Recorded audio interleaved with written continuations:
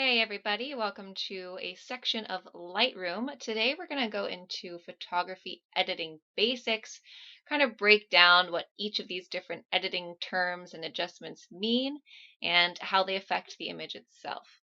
So before we dive in, I just want to say that this is a section of Lightroom. However, there are tons of different apps that you can use, as you know, VSCO, Snapseed, etc. The list goes on. Lightroom itself even has a mobile app. So this isn't intended at all to overwhelm you. It's just that Lightroom is quite possibly one of the best to illustrate with. What I want you to mostly direct your attention to is right here on the right side of the screen. You'll see a little basic tab that has all these different sliders down it. That's where we're going to be doing our adjusting, so definitely pay attention to that corner of the screen. On the left here, we are having the before image, so this is going to be the image as it is, no adjustments done.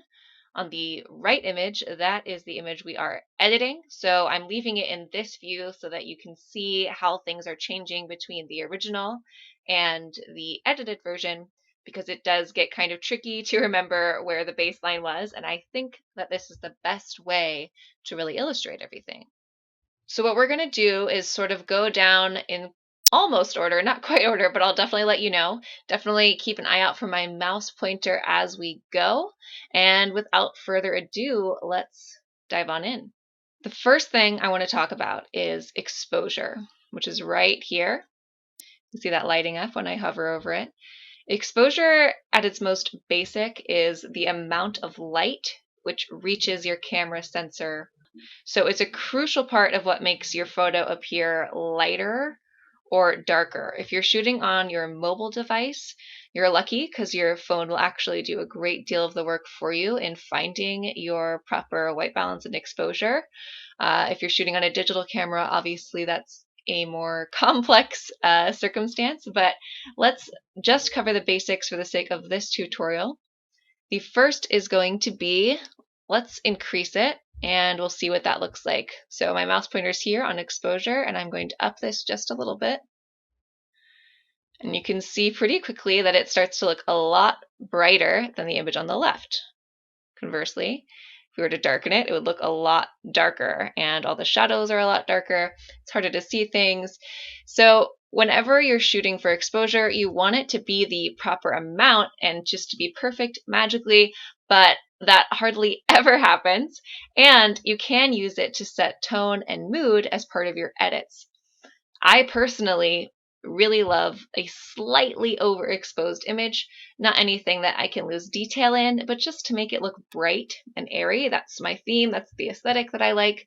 So I almost always up the exposure just a little bit to make it look really bright and nice. What I won't do is go crazy with exposure on either end of the spectrum. This is something a lot of people do, and you have to be careful with exposure. It's a very delicate adjustment. So it's really easy to get blown out or to get extremely dark. So all of your adjustments with exposure should be fairly minimal. But for now, I'm just going to bump this up to maybe like 0.7. And that's high. That's a lot because this image is actually a little bit darker, the original image. So let's bump it up a little bit more. I like that. Okay, so now we've done exposure, but we're actually going to bump back up to this section up here.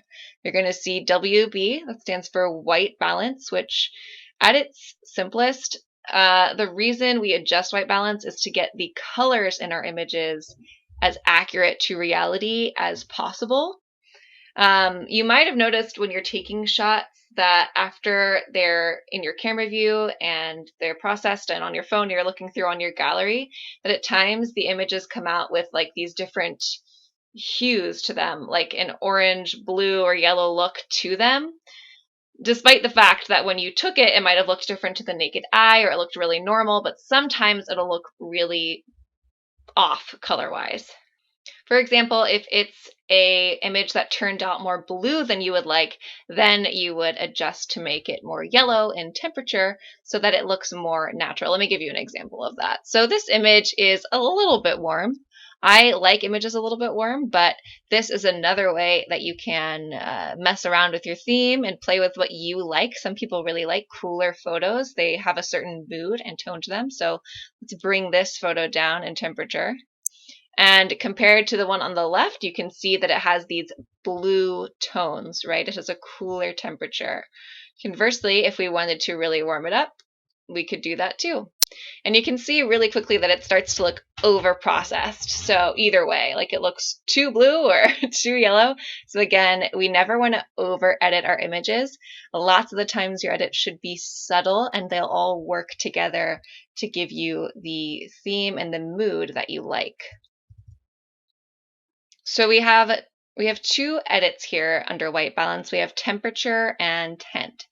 Temperature goes from blue to orange for the entire photo, and tint goes on a green to magenta scale. Tint is secondary to temperature, but it can definitely come in handy. I use it almost every time. So let's play around with this a little bit. I'm going to lower that just a touch. And my images actually do have like a slight pink undertone to them, so I did up towards magenta just a little bit. And that is that. So let's next talk about, let's just go down the line. So we've talked about white balance, temperature, and tint. And now we talked about exposure. Now let's talk about contrast.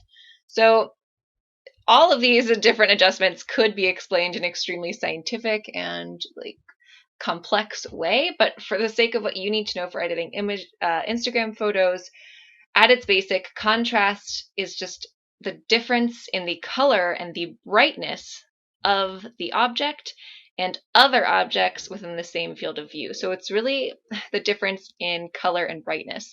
It's the variation between the two. So let's play around with this just to give you a visual illustration. If I were to up the contrast, you can see that things really start to have more defined edges. And if I lower it, they sort of go away and it loses some of the detail. Do you see that? Perfect. So contrast again is another one. You just want to be careful. Don't go anything too crazy. I barely touch it. I do like a +8 or a +10 depending. And that's basically contrast. There are a few other edits that we'll get into that also affect contrast, but mostly in the editing apps you're going to be using, contrast will affect everything as a whole. But in apps like Lightroom and VSCO and Snapseed, you can get more detailed in things like highlights and shadows and whites and blacks, which we'll talk about now. So highlights are where the light falls in an image, and they can control like a slimmer range of values than do whites. So they are similar, but not quite the same. Basically, the difference is that highlights are the point where light touches, but there's not detail lost. There's still something you could zoom in on and see. Whites, on the other hand, are the white point of your image. They are the point of white in which there is no detail to be found. So your white point will definitely adjust the overall brightness of your image. And so will highlights, but highlights will only affect the highlights themselves. So it's a much more subtle adjustment. So I'm going to do a big change here. So I'll bring the highlights all the way down and all the way up. Down and up. I'll do the same with whites. Down. See how it looks a little more muted? And up. And it washes it out way too much. Let's do that one more time. Highlights all the way up. Whites all the way up. So you can see the difference there. You definitely want to be careful with your whites and blacks and your highlights and shadows. So let's get into the other edge of that, which is shadows and blacks. So shadows, similar to highlights, are darker areas of the image, but where there can still be found some detail without it just being a complete black hole. Blacks, on the other hand, are the black points of your image, and they have no detail at all. So similar to highlights and whites, we'll do this really quick. Shadows go all the way down and all the way up. Blacks go all the way down and all the way up. So they are similar and they do work in tandem, but you just need to understand what you're changing with each of these. So since we're kind of going through and editing this image together, let's just play with it a little bit. What I like to do generally, and a lot of people will do this, is sort of think backwards in a weird way. So I down my highlights a little bit to bring detail back, and then I up my shadow so that you can see more details. Then, depending on the image, sometimes I will up my whites so that it looks more pure and more bright, and down the blacks so that the blacks in turn look more pure and more black, and the contrast is stronger. Now let's move on down here to clarity.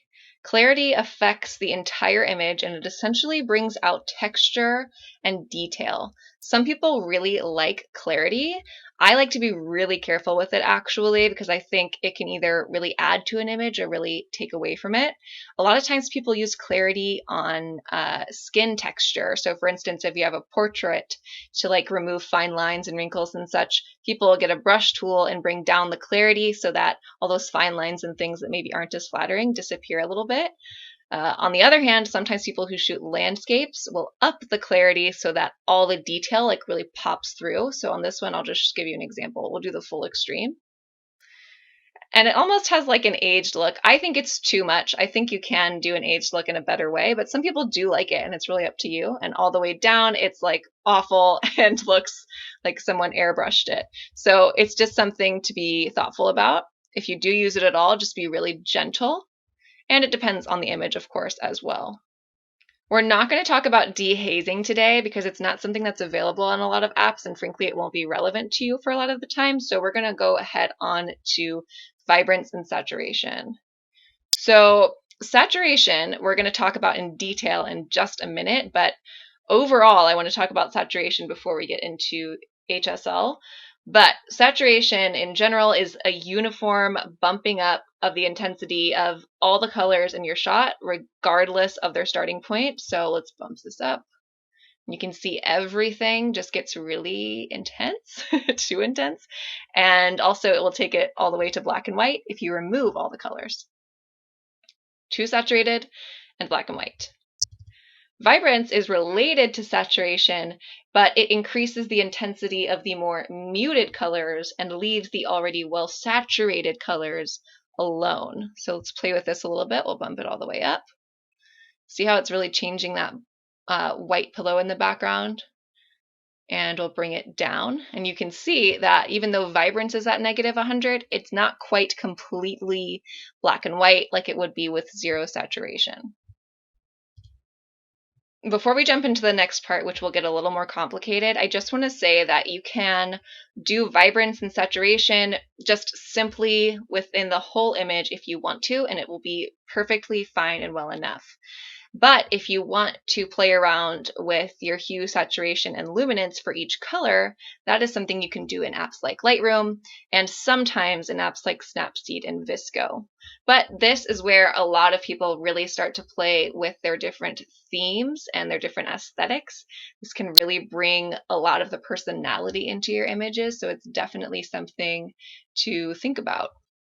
So I'm going to scroll down here and you'll see this nice big panel of hue, saturation, and luminance.